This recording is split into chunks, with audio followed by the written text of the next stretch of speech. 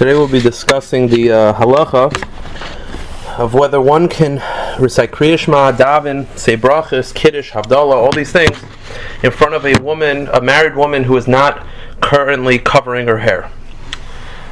So before I start, first of all I want to say that like everything that we do here, it should not be relied upon for regular halacha.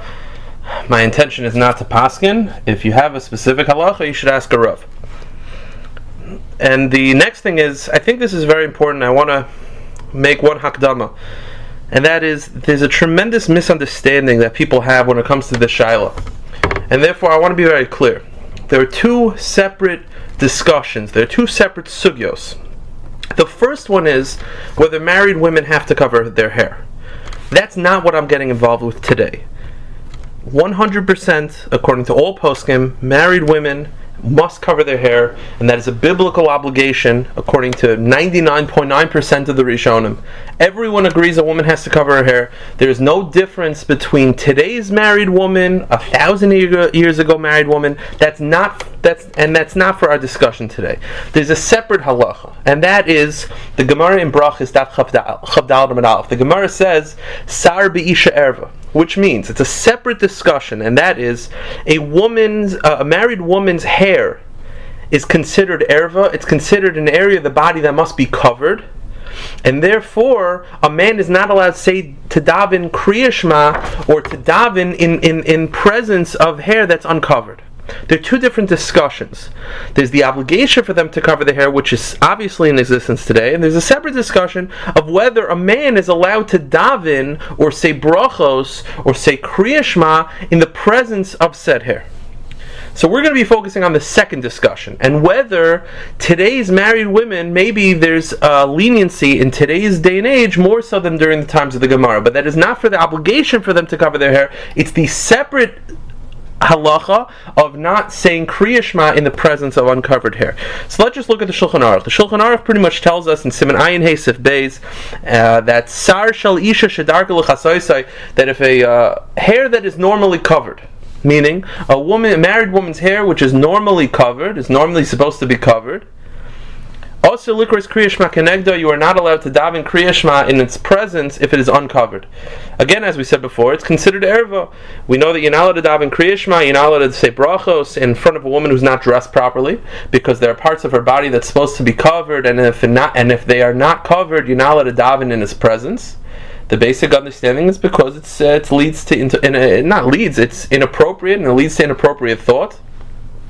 So the Shulchan Aruch is telling us, so too a married woman's hair, which is supposed to be covered, if it's uncovered, it has the same status as the body, and you're not allowed to daven in his presence. The Shulchan Aruch does continue to say that a single woman who customarily does not cover their hair, you are allowed to daven in their presence, because that hair is not normally covered, and therefore it's not like areas of the body that's supposed to be covered. Okay.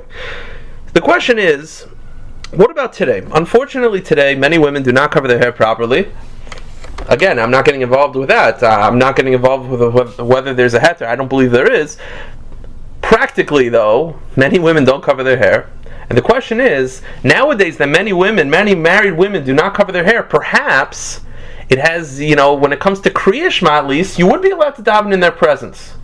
Even though the Shulchan Aruch says you're not allowed to, but it could be that the same Shulchan Aruch who says that you're allowed to daven in the presence of a single girl who doesn't cover her hair because it wasn't customarily covered, it didn't arouse any thoughts or inappropriate thoughts, and men were allowed to say Kriya Shema in its presence. So perhaps today, when many married women don't cover their hair, maybe it has the same status, and maybe even though she's married and she's supposed to cover her hair, but the fact that so many married women, so many Reform and Conservative and even modern Orthodox women don't cover their hair, the status of that hair does not cause inappropriate thoughts, and it would be allowed. And it seems that this is a big machlokas between the recent achronim.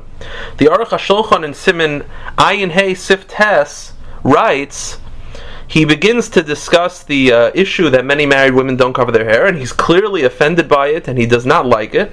And then the Aruch HaShulchan says, Al Kopanim Ladina, at the end of the day, when it comes to normative halacha, nir shemuter lanu lispal levarich neged rashein hamagulos. He says at the end of the day, although they're not acting appropriately, you are allowed to daven in their presence. Kivan she'ata ruban halchas kach, because at the end of the day, so many women walk around like this. Kimekomos hamagulim begufa, and it's like an area of the body that they don't normally cover. You're allowed to daven Kriya Shema when a woman's face is in your presence, in the presence of her face. Why? Because we don't cover the face, so therefore it doesn't arouse inappropriate thoughts. So it says the Aruch HaShulchan at the end of the day, married women don't cover their hair anymore. So because so many of them don't cover their hair, it doesn't arouse any inappropriate thoughts, and it's allowed. People sometimes think that the Aruch HaShulchan is saying that married women don't have to cover their hair. That's completely false. There's no room for that in his words. He's just saying that when it comes to the separate halacha of saying Kriya Shema in the presence of women who don't cover their hair, it's based on he feels that it's based on whether there's going to be inappropriate thoughts. And he said, so many married women, you see a married woman's hair nowadays, it doesn't arouse any inappropriate thoughts, and therefore you'll be allowed to read Kriya Shema in its presence. The Ben Ish Chai in Parshas Boy Oisid Beis writes the same thing. The Yaskal Avdi and the Tzitz Eliezer also endorse such an opinion. It's brought down by many poskim. Those are all the opinions that allow it.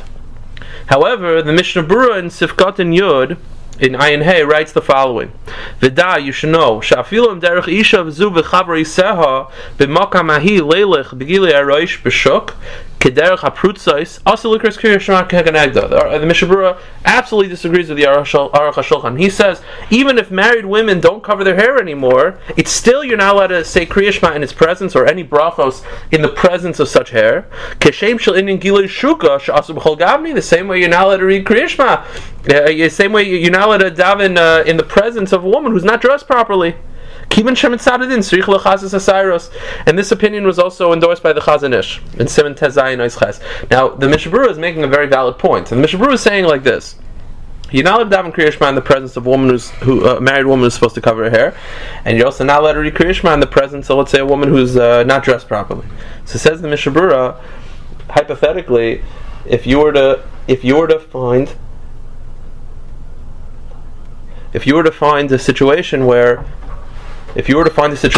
a married woman, let's say, was walking around in a bathing suit, chas v'shalom, and that was the custom in the city for everyone to walk around in the bathing suit, no one would say that's okay, because there are areas of the body that are supposed to be covered, there are areas that are erva. So says the Mishnah Berurah, hu hadin, if a married woman doesn't cover her hair, it's the same situation. Yeah, who cares that everyone does it? It still doesn't change the fact that it's erva, and therefore the Mishnah Berurah and the Chazon Ish both disagree.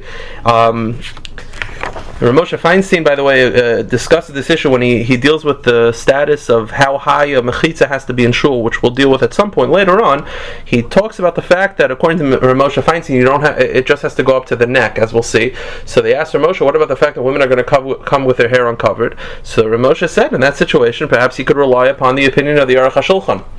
Now, I just want to quickly mention this, that Rav Eliyahu Falk from England wants to explain that it has to do with the difference, the machlokas between the Mishnah Berurah and the Aruch HaShulchan. This machlokas has to do with how they perceived hair.